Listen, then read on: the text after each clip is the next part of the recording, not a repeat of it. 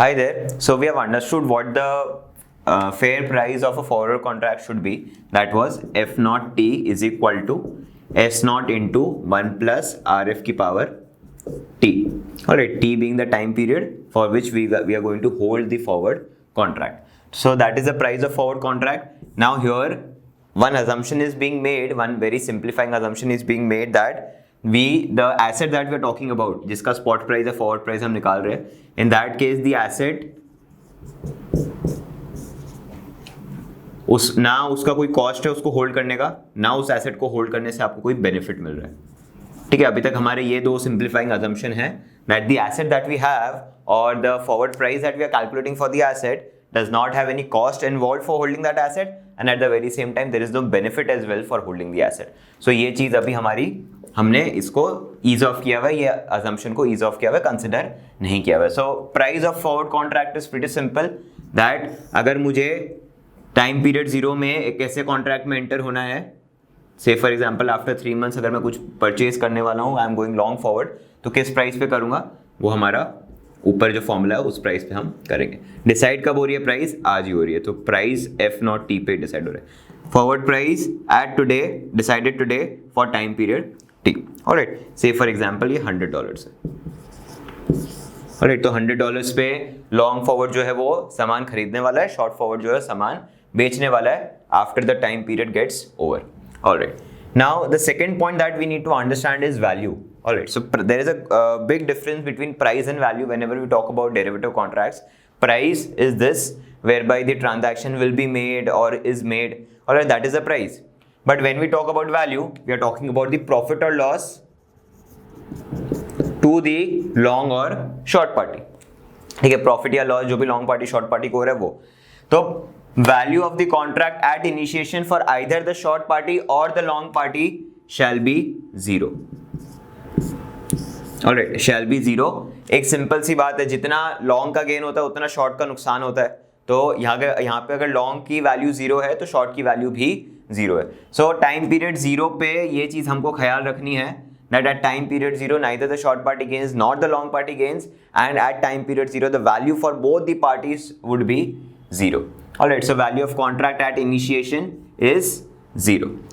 Then we have value of contract or forward contract at expiry.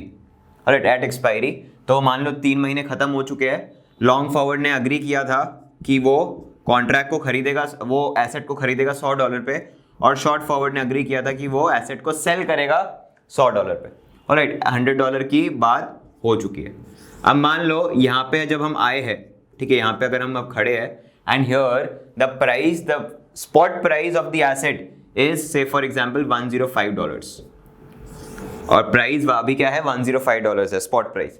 So what does it mean is कि long forward जो है उसने agree किया था कि वो $100 पे एसेट को बाई करेगा, तो लॉन्ग फॉरवर्ड जो है वो $100 पे एसेट को बाई कर लेगा शॉर्ट फॉरवर्ड से.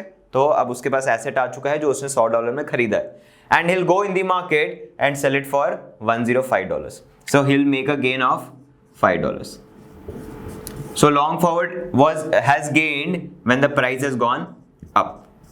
When the price has gone up. वैसे अगर आप शॉर्ट फॉरवर्ड की बात करो तो शॉर्ट फॉरवर्ड कब गेन करेगा, जब प्राइस नीचे जाएगा. तो देखते हैं कैसे जाएगा वो. सो इन केस $95 हो गया अगर प्राइस, तो अब शॉर्ट फॉरवर्ड ने क्या अग्री किया था कॉन्ट्रैक्ट में कि he would be selling the asset eight $95. ठीक है, वो एट $100. ऑलराइट, शॉर्ट फॉरवर्ड ने अग्री किया था कि वो एसेट को $100 पे सेल करेगा.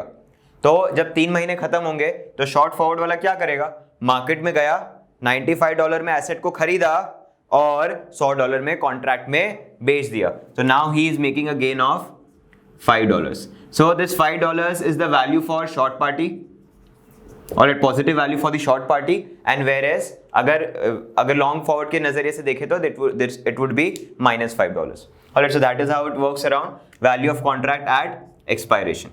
Now the most important point is value of contract in the middle somewhere. So say for example 3 महीने पूरे कॉन्ट्रैक्ट का टाइम पीरियड है, 3 महीने पे एक्सपायर हो रहा है, आज 0 पे है. यहाँ पे कहीं पे हमको जानना है कि वैल्यू कितनी है, या लॉन्ग के लिए या शॉर्ट के लिए. तो हम लोग लॉन्ग के लिए ही देखेंगे लॉन्ग फॉरवर्ड की कितनी वैल्यू है. अगर ये वैल्यू नेगेटिव आ रही है तो शॉर्ट फॉरवर्ड के लिए पॉजिटिव हो जाएगी, अगर लॉन्ग फॉरवर्ड के लिए पॉजिटिव वैल्यू आ रही है तो उतनी शॉर्ट फॉरवर्ड के लिए नेगेटिव हो जाएगी. That is pretty simple. तो लॉन्ग फॉरवर्ड के लिए कितनी वैल्यू है इस पॉइंट पे is what we want to calculate. Say for example इसको मैं स्मॉल टी से डिनोट कर रहा हूं एंड दिस इज 2 months. तो 2 महीने खत्म होने के बाद कितनी वैल्यू बन रही है वो. सो यहाँ पे हम वैल्यू को डिनोट करेंगे v with a small t. Alright, v with a small t, value with a small t. यहाँ पे कोई स्पॉट प्राइस रहा होगा एसेट का, जैसे कि यहाँ पे एक स्पॉट प्राइस रहा होगा, यहाँ पे भी एक स्पॉट प्राइस रहा होगा, तो यहाँ पे भी एक स्पॉट प्राइस रहा होगा. तो दैट इज st. ऑलराइट, जब भी आपको वैल्यू निकालना है तो you need to compare the spot price with the forward contract price. जैसे आपने एक्सपायरी पे किया था, आपने स्पॉट प्राइस जो था 95 एक केस में लिया था हमने, एक केस में स्पॉट प्राइस 105 लिया था, तो हमने वो प्राइस को हमारे फॉरवर्ड प्राइस से कंपेयर किया था. तो वैसे ही यहाँ पे भी हमको यही चीज करनी है, हमको हमारी स्पॉट प्राइस जो कि छोटे टाइम पीरियड टी पे है उसको कंपेयर करना है फॉरवर्ड प्राइस से. So I will be comparing this with forward price. Alright, so मैंने फॉरवर्ड प्राइस से कंपेयर किया, लेकिन ये फॉरवर्ड प्राइस कब के लिए है, टाइम पीरियड 3 months के लिए, और हमको वैल्यू कब जानी है, 2 months के लिए. तो इस पर्टिकुलर नंबर को मैं डिस्काउंट करूंगा फॉर अ पीरियड ऑफ 3 - 2. मैं इतने पीरियड के लिए मैं डिस्काउंट करूंगा. सो that is how much months, it is 1 month. So T capital T minus small t.